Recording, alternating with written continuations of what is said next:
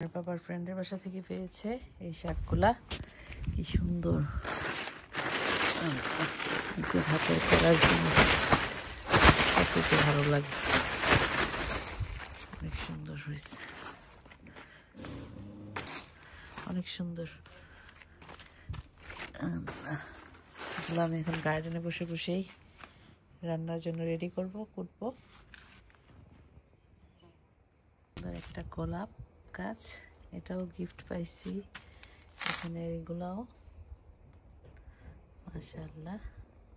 এটা আর একটা লাউ গাছ, আমার গার্ডেনে মাশাআল্লাহ লাউ হয় সেজন্য। আর এই হচ্ছে ধনিয়া পাতা, এগুলো এভাবে দেওয়ার কারণ হচ্ছে বিড়াল আসে সেজন্য। লাল শাক এখনো ওঠে নাই, এমন ওয়েদার পাওয়া মানে মনটা খুশি হয়ে যাওয়া।